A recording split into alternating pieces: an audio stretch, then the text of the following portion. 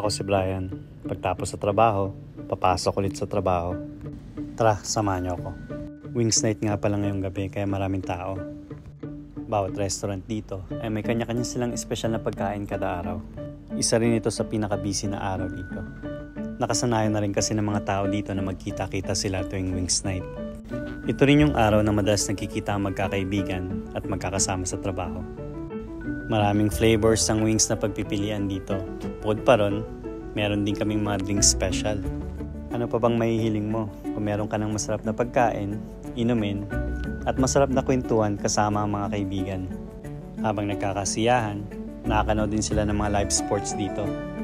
Popular nga ang sports dito na hockey, football, golf at baseball. At syempre, hindi rin mawawala ang UFC at boxing. At gumawa nga ako ng isang espesyal na inumin namin ngayong gabi. Maraming ang umorder nito ngayong gabi